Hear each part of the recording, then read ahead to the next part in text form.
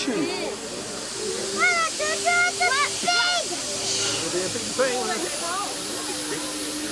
Whoa! What's that doing?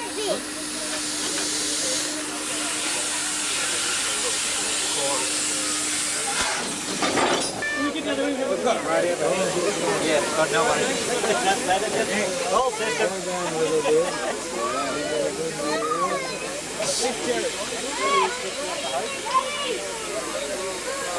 What's going back?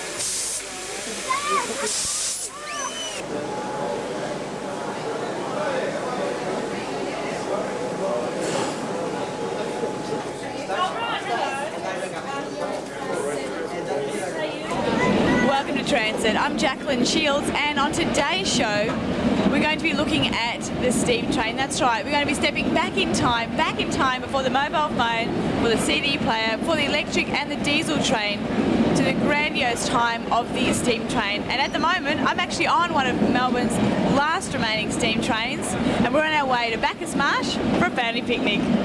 I've been kindly joined by Barbara Rothwell, train officer on the Bacchus March train, and what Barbara's going to be talking about is the family day to Bacchus March and the background to the event. Okay, during the year we have all sorts of trains going out, and we have trains for families, trains for what we call gunzels, which are the die-hard fans. And today's trip was, we always set aside either before or after Father's Day, so that we don't actually have it on Father's Day. And where we go to Family Day, there's room for everybody. The children are allowed to stick their heads out the windows and do all the normal things they're not normally allowed to do on trains.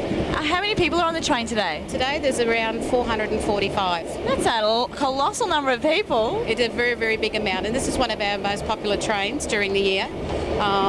When we go up to Bacchus March, there's a big park that's exactly just across the road from it, so people can just take their picnic things and go straight across to the park and have a barbecue picnic there, and there for about an hour and a half, 2 hours. So it gives them time to wind down and just enjoy themselves, then back on the train, and then we're back to Melbourne. Fantastic. So it's like basically a 4-hour round trip, including lunch. It certainly is, yes. Yes, we have longer days where we start at 7:30 in the morning and don't come back until about midnight. What destination would be there? There are days when you go to Shepparton, we've been to Warragul, we go all over the state. We have weekenders, which has been up in Colwyn, which is right up the top end of the state. We go to Echuca, Deniliquin. A couple of months ago we went to Deniliquin and had a inauguration of a turntable, and the Honourable Tim Fisher came down and had a play around with it because he's a steam train nut. I didn't know that. He's an enthusiast. He's a gunzel as well. He is. We didn't know that either until he actually came down and said, oh yes, got to do this, got to do this. So so we get to meet a lot of people and go a lot of places. Fantastic. And so what is a society that people would need to contact with regard to being involved or taking advantage of what's on offer? It's SteamRail Victoria, and they're in the phone book under SteamRail. Fantastic. Thank you very much for your time, Barbara. 500 odd people on the one train. Not a bad number, eh? I'm now joined by Greg Brown. Thank you very much for your time, Greg. That's okay. And now, Greg, you're also known as a gunzel. What is a gunzel? It's a term that the railways enthusiasts use for enthusiasts that go on all these trips. All these trips like steam and diesel and electric and things like this. So a gunzel will basically spend their weekends doing this, out and about in the countryside, taking trips out on steam trains and diesel trains. Oh yes, I'm always been interested in transport. How to get to the point. I can't drive, and you don't have your licence? I haven't got one yet. I'm still learning to drive at the moment, but I haven't got a car yet. Thanks very much for your time, Greg. That's okay. Well, this is a bit quirky, isn't it? We've got a little thing on the train here. Must be a little tap. Getting thirsty? Want to wash your hands? Well, it certainly isn't working now, but it would have been a treat back then, no doubt. I'm now joined by Warren Hall, who is a fitter on the Bacchus March steam train. Thanks for your time, Warren. Yeah, no worries, yeah. Now, what exactly does a fitter do? I just look after the maintenance, all the repairs and things that got to be fixed on them. So basically, that's it. And what's the difference, or how does a steam train work for all the people out there, including myself, who don't actually know the ins and outs and technicalities of a steam train as opposed to an electric train?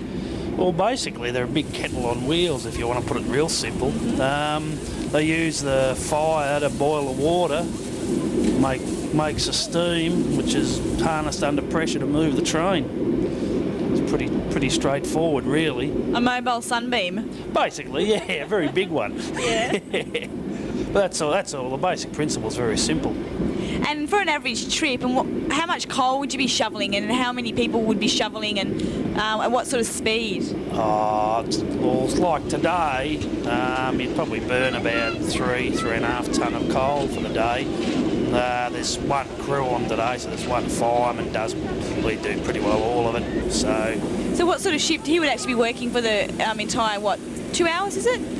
Well, actually, the shift for the guys today is about 9.5 hours because the engine's got to be repaired and all that sort of stuff, and then put away afterwards. So, don't just turn up and turn the start button on. No. A little bit more to it. A bit of preparation. Yeah. But dirty, hot work, hard work. Some of it is, yeah. It can be unpleasant at times, but that's the breaks. So as a fitter, what is that actually called? The person who actually shovels the coal into the furnace? The fireman. The fireman? Yeah, that's his job. And is he basically in the carriage there on his own? No, there's two blokes in the crew. There's a driver and a fireman. Actually today the bloke is a fireman. This is his final trip. He's a new bloke getting qualified. So there's actually 3 guys up there today. The third bloke's an inspector or an examiner. In today's age, in the 1990s, is there much call for steam train firemen? Yeah, there's a few getting retrained. They're mainly the blokes that are interested in their job and want to get further skills and that sort of stuff. So they're slowly training a few more just to keep things going. Right. Because when did electric trains take over from steam trains as far as a popular mode of transport? The diesels and the electrics started in the 50s, and just progressively as I got more took over till the early 70s. Steam was pretty well finished then. Right, they just sort of petered out basically? Yeah, as they got more diesel locos, they could retire more steamers, so it was over a few years, slow progression. And what sort of differences in speed can you look at between a steam train and diesel electric train? Well, there really isn't. That's surprising. Yeah, not really. The only thing is the steam locos are more purpose-built. Like the particular loco today is more a freight engine. They're only allowed 50 mile an hour, whereas the other steamers are allowed 70, the same as a diesel. So there's really no difference. So why diesel and not steam today? They're more efficient, basically. In what way? Less labour needed to maintain them. They're not as messy and so on, or make smoke and all that sort of thing. And they're more efficient, fuel efficient than a steam loco. Well, I've been on this train for about an hour and a half now, and I tell you what, I think it's about time to go. So I'm going to check out the toilets. I hear they're the lap of luxury, and this is what you could have looked forward to way back in the days when steam trains were run of the mill. Press down and push. Well, it's a little bit cosy in here. Michael, come on in. Make yourself at home. What have we got here? Press. What is this? What is this, Michael? That'd be the wash basin that comes down. Oh my God, it is too. Fantastic. We've got some water. Terrific. And we've got the toilet.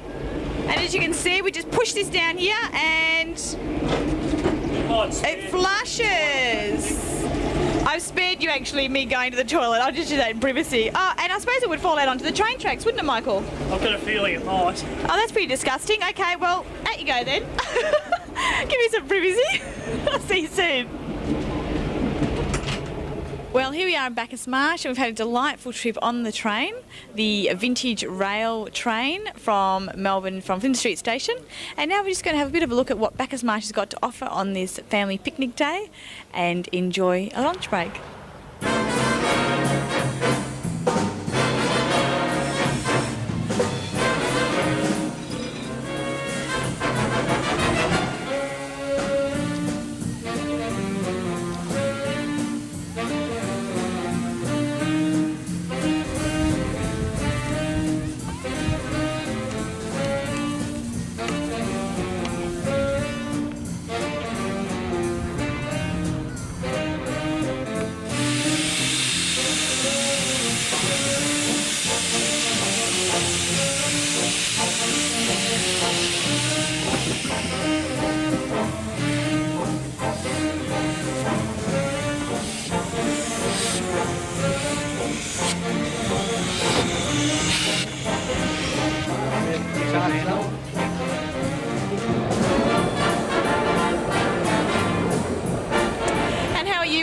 thank you, Jacqueline. Self? You look very, very tranquil, sitting here just staring out the window on a nice an afternoon, just taking in the view. Quite enjoying it, yes. Yeah. Brings back fond memories as a kid. I used to have a lot of interstate relatives, and I'm going through the war that we used to go to Spencer Street and see the trains come in, because it used to be then, and I used to travel by steam engine. Yeah. And sleepers going to Sydney, so How long did it take to get to Sydney in those days? I was pretty young then, but I remember it used to definitely take overnight. I think it used to take about 20. Well, I think we used to leave at about 6 and get there the next day sometime. A bit of it. What about these days? How long does it tend to take to get to Sydney? How long does it tend to take to get to Sydney these days? Just a few hours by plane. Isn't it amazing how it's changed? But you can't get over the old train and the atmosphere, though. Is that why you're here today? Because to relive those memories? I come away with train trips with friends of ours. Yeah. I'm not a real train buff, but I enjoyed them, and we go about twice a year. Well, a day in a steam train is highly recommended. The clickety-clack of the tracks has certainly lulls you in a state of total relaxation. Good for the soul. So next time you have the opportunity of getting away from the hustle and bustle of everyday life and avoiding the diesel and electric trains from the city, jump on a steam train, head out to the country, have a picnic and enjoy.